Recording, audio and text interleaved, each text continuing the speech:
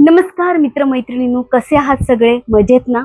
मी मनापासून देवाकडे हीच प्रार्थना करते की तुमच्या आयुष्यातील प्रत्येक जी काही अडचण आहे, समस्या आहे, ती दूर व्हावी, तुमची प्रत्येक मनोकामना, इच्छा पूर्ण व्हावी आणि तुमच्या जीवनात नेहमी सुख, समाधान, शांती नेहमी राहावं। तर मित्रांनो, आजचा विषय खूप महत्त्वाचा आहे आणि हा विषय जवळजवळ ऐकून घ्या, प्रत्येकाच्या आयुष्याशी कुठे ना कुठे जोडलेला आहे।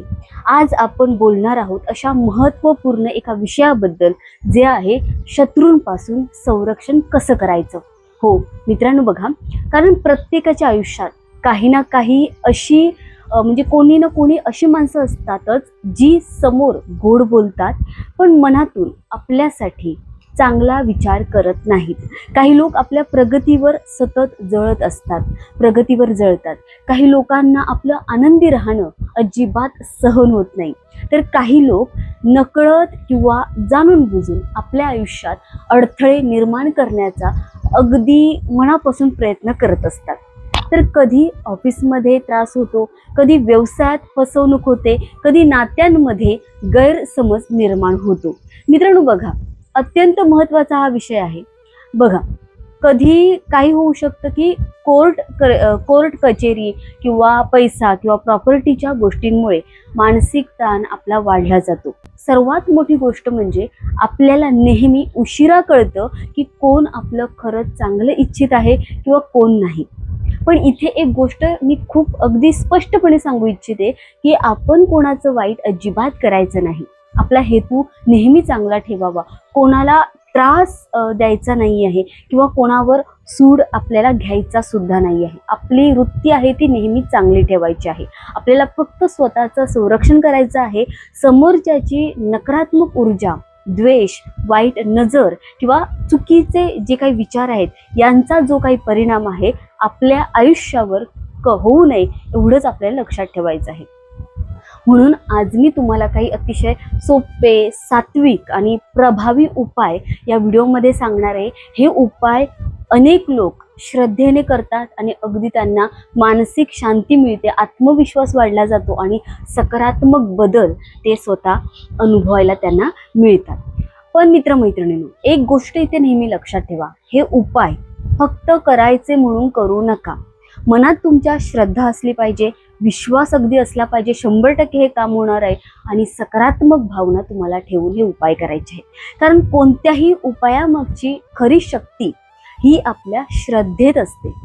आणखीन एक महत्त्वाची मित्रमैत्रिणींनो, हे जे बहुतेक उपाय आहेत ते शनिवारी किंवा अमावस्येच्या दिवशी करायचे आहेत।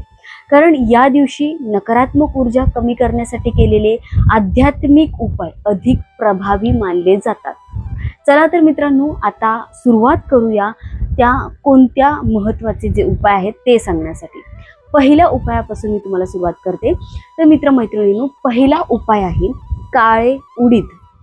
काळे उडीद डाळीचा हा उपाय आहे। हा उपाय खूप जुना आहे आणि प्रभावी मानला जातो। या उपायासाठी तुम्हाला काळ्या उडीद डाळीचे उडीद डाळ घ्यायची आहे, 38 दाणे घ्यायचे आहेत। हे दाणे उजव्या हातात घ्या आणि मूठ बंद करा। आता 2 मिनिटं शांत एका ठिकाणी बसा, डोळे बंद करा आणि ज्या व्यक्तीकडून तुम्हाला त्रास होतो त्या व्यक्तीचं जे नाव आहे ते मनात तुम्हाला 7 वेळा घ्यायचं आहे। यानंतर मनापासून प्रार्थना करा, हे देवा, मी कोणाचं वाईट इच्छित नाही, पण या व्यक्तीच्या नकारात्मकतेपासून माझं रक्षण होऊ दे। जर कुठली वाईट नजर, द्वेष किंवा नकारात्मक ऊर्जा माझ्याकडे येत असेल तर तिचा परिणाम आहे तो माझ्यावर होऊ नये, एवढंच तुम्हाला अगदी मनापासून प्रार्थना करायचे। आता हे जे 38 दाणे एखाद्या शांत जागी जमिनीत पुरून टाकायचे। शक्य असेल तर हा उपाय सूर्योदयाआधी किंवा सूर्यास्ताच्या थोडं आधी करायचा आहे। हा उपाय सलग 3 शनिवार, नीट ऐका, 3 शनिवार किंवा 2 शनिवार आणि 1 अमावस्या, अशा प्रकारे 3 वेळा करायचा आहे। ओके, आणि हा जो उपाय आहे हा एका व्यक्तीसाठी असतो। जर दुसऱ्या व्यक्तीसाठी करायचा असेल तर परत 3 शनिवार किंवा 2 शनिवार आणि 1 अमावस्या, असा परत तुम्हाला ती प्रक्रिया पूर्ण करायची। आता दुसरा उपाय बघूया। हा उपाय आहे पिंपळाच्या पानाचा उपाय। मित्रांनो बघा, शनिवारी एक स्वच्छ पिंपळाचं पान घ्यायचं आहे. आता 2 कापुराच्या वड्या जाळायच्या आहेत, बरोबर. तर कापूर जळाल्यानंतर जो काळसर जो काजळासारखा भाग तयार होतो त्याने त्या व्यक्तीचं नाव पिंपळाच्या त्या पानावर लिहायचं आहे.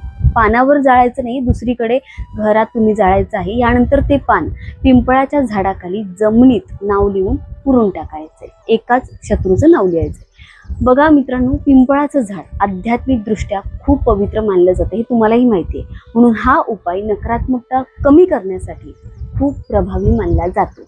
आता हा उपाय सुद्धा 3 शनिवार किंवा 2 शनिवार आणि 1 अमावस्या अशा प्रकारे करायचं आहे. 3 शनिवार किंवा 1 अमावस्या, 2 शनिवार. आता तिसरा उपाय, हा जो उपाय आहे तो खूप खूप प्रचंड शक्तिशाली मानला जातो. खूप सोपा आहे. हा आहे गोमती चक्राचा उपाय. मित्रांनो, तुम्हाला 7 गोमती चक्र माहिती आहेत ना, लक्ष्मीची गोमती चक्र घ्यायची आहे. गोमती चक्र पूजा साहित्याच्या दुकानात तुम्हाला अगदी सहज मिळतील. इथे स्क्रीनवर सुद्धा मी दाखवते, त्या प्रकारे घेऊन ये. आता लाल रंगाच्या बारीक मार्करने, लाल रंगाचा पेन प्रत्येक गोमती चक्रावर त्या व्यक्तीचं नाव लिहायचं आहे. एकाच व्यक्तीचं नाव त्या गोमती चक्रावर लिहायचं आहे. त्यानंतर पिंपळाच्या झाडाखाली जाऊन तिथे छोटासा खड्डा करा आणि ते 7 गोमती चक्र जमिनीत पुरून टाकायचे. आता उजव्या पायाने, नीट लक्ष द्या, उजव्या पायाने त्या जागेवर 7 वेळा हलकं ठोकायचं आहे. 7 वेळा तिथे मारायचं आहे पायाने आणि मनात म्हणायचं आहे, हे देवा, मी कोणाचं वाईट इच्छित नाही, पण या व्यक्तीकडून माझं रक्षण होऊ दे. मित्रांनो, हा उपाय केल्यानंतर मागे वळून पाहायचं नाही, सरळ आपल्या घरी यायचं आहे. रस्त्यात कोणाशीही बोलायचं नाही. प्रत्येक उपाय केल्यानंतर कोणाशी तुम्हाला बोलायचं नाही. घरी आल्यानंतर हात पाय स्वच्छ धुवायचे आहेत. हा उपाय विशेषतः कोर्ट केस किंवा व्यवसायातील काही फसवणूक झाली असेल त्यामध्ये, किंवा ऑफिसमधील त्रास किंवा पार्टनरशिपमध्ये होणारा अन्याय, यासाठी खूप प्रभावी मानला जातो. आता त्यानंतर तुम्हाला एक चौथा उपाय सांगते, तोही सोपा उपाय आहे. हा उपाय आहे चांदीच्या माशाचा उपाय. ओके, तर एक छोटीशी चांदीची मासोळी तुम्हाला बनवून घ्यायची आहे आणि ती नेहमी, मित्रांनो नीट ऐका, ती नेहमी जिथे तुम्ही झोपता त्या उशीखाली ठेवून द्यायची आहे. आणि जेव्हा एखाद्या महत्त्वाच्या कामासाठी तुम्ही जेव्हा घराबाहेर पडाल, कोर्टात जात असाल किंवा नकारात्मक लोकांना भेटायला जात असाल, तेव्हा ती मासोळी खिशात आपल्या ठेवून द्यायची आहे. असं मानलं जातं की हा जो उपाय आहे तो व्यक्तीचं सूक्ष्म संरक्षण करतो आणि आत्मविश्वास वाढवतो. आता शेवटचा आणि अतिशय प्रभावी उपाय नीट समजून घ्या. हा उपाय आहे भोजपत्र उपाय. तुम्हाला जिथे पूजेचं सामान मिळतं त्या दुकानात तुम्हाला मिळून जाईल. तुम्हाला भोजपत्र घ्यायचं आहे. जर भोजपत्र मिळालं नाही तर अगदी साधा पांढरा कागद, ज्यावर लाईन नाही आहेत असा पांढरा कागद घ्यायचा आहे. आता लोखंडी काडी घ्यायची आहे किंवा खिळा घ्यायचा आहे. त्याला काजळ लावून त्या व्यक्तीचं नाव त्या कागदावर तुम्हाला एकदाच लिहायचं आहे. ओके, तो कागद समोर ठेवून खाली, म्हणजे जो मी मंत्र सांगणार आहे तो स्क्रीनवर देतो, तर 108 वेळा तुम्हाला मंत्राचा जप करायचा आहे. 108 मंत्र जपू शकत नाही तर ओम नमो भगवते रुद्राय नमः हा मंत्र 5 मिनिटं बोलायचा. हा मंत्र म्हणताना मन शांत ठेवा आणि देवावर पूर्ण विश्वास ठेवून हा उपाय करून पहा. जप पूर्ण झाल्यावर तो कागद घराच्या पश्चिम दिशेला, वेस्ट दिशेला एखाद्या सुरक्षित जागी लपवून ठेवायचा आहे आणि मग तो उपाय विसरून जा. हा उपाय फक्त एकदाच करायचा आहे आणि तो भोजपत्र आहे किंवा ते पान आहे, ते पान तुम्ही नंतर पाण्यामध्ये विसर्जित करू शकता. हे सगळे उपाय श्रद्धेने, शांत मनाने आणि सकारात्मक भावनेने करा.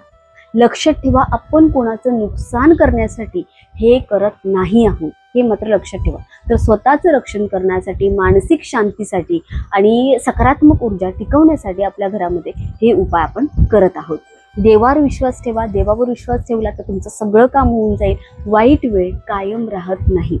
सत्य आणि चांगुलपणाचा नेहमी विजय होत असतो, हे लक्षात ठेवा. आणि मित्रांनो, एक गोष्ट कायम लक्षात ठेवा की ज्यांचं मन, नीट लक्ष द्या, ज्यांचं मन स्वच्छ असतं, ज्याच्याकडे श्रद्धा आहे, संयम असतो, त्या व्यक्तीचं रक्षण स्वतः देव करतात. म्हणून कोणाची भीती बाळगू नका. फक्त स्वतःला सकारात्मक ठेवा, देवाचं नामस्मरण करायचं आहे आणि आयुष्यात पुढे चालत राहायचं आहे. तुम्हाला हा व्हिडिओ जर आवडला असेल तर मला कमेंट करून नक्की सांगा तुम्हाला हा व्हिडिओ कसा वाटला, आणि आपल्या व्हिडिओला लाईक करा. अशाच आध्यात्मिक, ज्योतिष आणि उपायांच्या व्हिडिओसाठी आपल्या या यूट्यूब चॅनलला सबस्क्राईब करायला विसरू नका. भेटूया पुढच्या नवीन व्हिडिओमध्ये. तोपर्यंत तुमच्या सर्व मनोकामना पूर्ण होत देव तुमचं नेहमी रक्षण करो. श्री स्वामी समर्थ. धन्यवाद. Shri Swami Samarth. God bless you. Thank you universe.